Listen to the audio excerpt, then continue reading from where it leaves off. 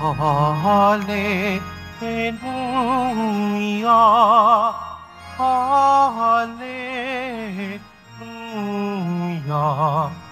Hallelujah,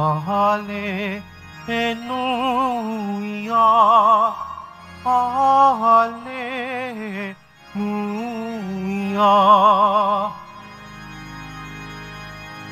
Kayo'y di ko inumila,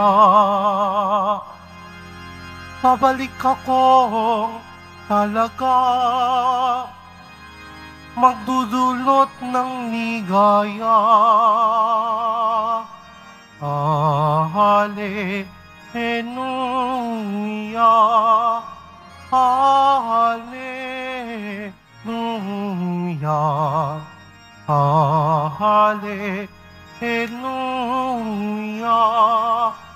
Hallelujah.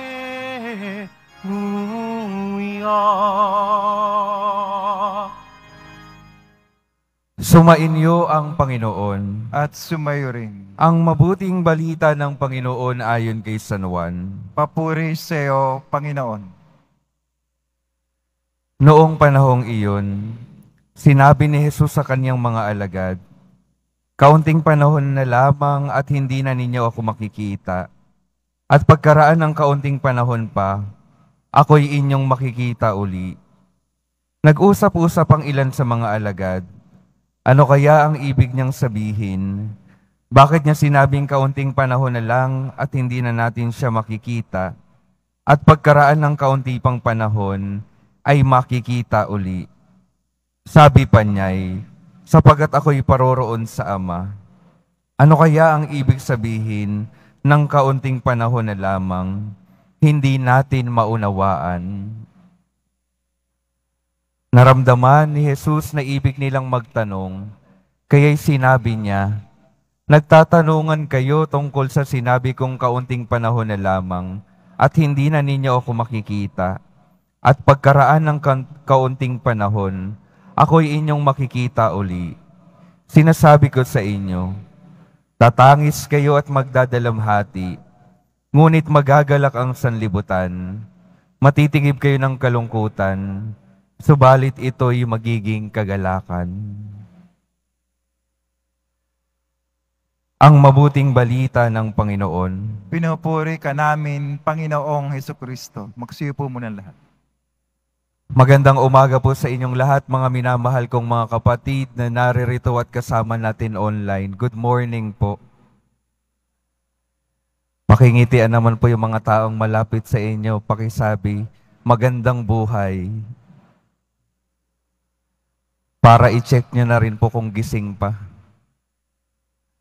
Sa atin pong ebanghelyo ngayon at nitong mga nakarang araw, isa po sa napakahalagang pinapaalala ng Panginoon na tayo ay kapag nananampalataya at sumusunod sa Kanya, hindi naman ibig sabihin nun ay magiging madali na ang lahat. Sa katotohanan, tinutulungan ng Panginoon na ihanda yung Kanyang mga alagad sa mga daranasin nilang kalungkutan, hinagpis at paghihirap habang sila ay patuloy na sumusunod sa Kanya. Pero anong sinasabi ng Panginoon, lalo na sa ating ebanghelyo? Na kapag ang mga alagad ay nanatiling tapat, oo, makakaranas ng kalungkutan at paghihirap, pero ang mga kalungkutan at paghihirap ay hindi magtatapos doon. Ang taong tapat sa ating Panginoon, ang buhay palagi magtatapos sa kagalakan. Dahil ang mga taong tapat sa Diyos, mananatili sa Diyos at hindi pababayaan ng Diyos, lalo na sa pinakamahihirap at dulo ng kanilang mga buhay.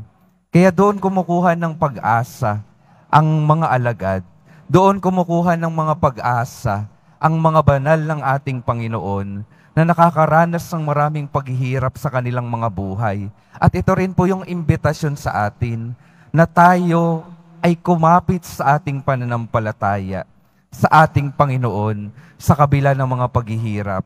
Sa atin pong ebanghelyo, napakinggan din po natin na sa simula, Parang nagtatanong yung mga alagad, hindi nila maintindihan kung ano ba yung ibig sabihin ng Panginoon na kaunting panahon na lamang ay mawawala na siya sa kanilang piling at sa kaunting panahon pa ay makikita muli siya. Ano bang ibig sabihin nun?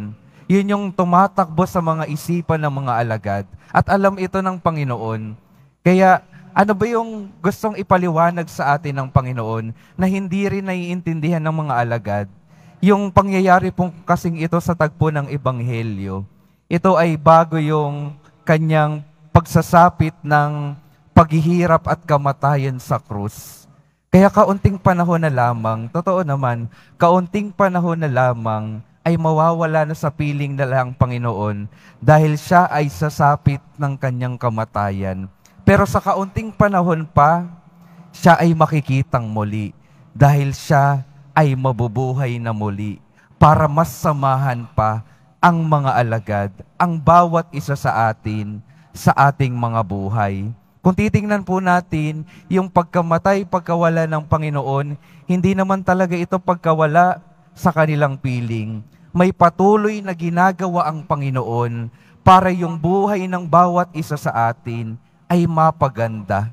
Patuloy siyang may ginagawa para tayo ay magkaroon ng mas magandang buhay, ang buhay na walang hanggan. Gusto kong dalhin yung ating pagninilay sa isang paghahalin tulad. Nung bata po ako, yung aking tatay ay linggo-linggo ay umaalis, bumabiyahe po dahil sa kanyang trabaho. Kapag siya ay nawawala, syempre kaming mga anak niya ay namimiss namin siya. Pero yung kanyang pagkawala, anong ginagawa niya? Siya ay naghahanap buhay para bigyan kami ng mas magandang buhay. May dahilan yung paglisan para sa ikabubuti ng buhay namin. At kapag balik niya, sa panahon na siya ay bumabalik, ay maligayang maligaya kami. Dahil nakikitang muli namin siya. Sa panahon na siya ay wala, na para bang wala sa aming piling, may ginagawa pa rin siya para sa amin. At kapag kasama na namin siya sa kanyang mahabang panahon na pagkawala, ay maligaya kami dahil alam namin na yung kanyang ginagawa ay para sa amin din. At sa ating Panginoon, ganon din po yung paghahalin tulad ng kanyang pagkawala. Mayroon siyang patuloy na ginagawa. Kahit na para sa atin kung minsan ay hindi natin siya kasama sa ating tabi. Pero magtiwala at maniwala po tayo na yung ating Panginoon patuloy na kumikilos sa ating mga buhay upang tayo ay itaguyod, upang tayo ay tulungan, at upang tayo ay magkaroon ng mas magandang buhay na nagagabay sa atin patungo sa buhay na walang hanggan. Sa karanasan din po ng mga banal, meron din pong mga banal katulad ni Mother Teresa na naranasan yung parabang pagkawala ng presensya ng Panginoon sa kanyang buhay. At kung minsan talagang hinahayaan ito ng Panginoon, para saan? Para mas lumago tayo sa pagnanais na makasama siya. At ganoon po yung ginawa ng ating banal na sinabi ko na si Mother Teresa. Sa kanyang karanasan, mas nagbigay siya ng oras, mas naglingkod siya sa ating Panginoon. At sa dulo ng kanyang buhay, naranasan niya ang kagalakan ng presensya ng ating Panginoon.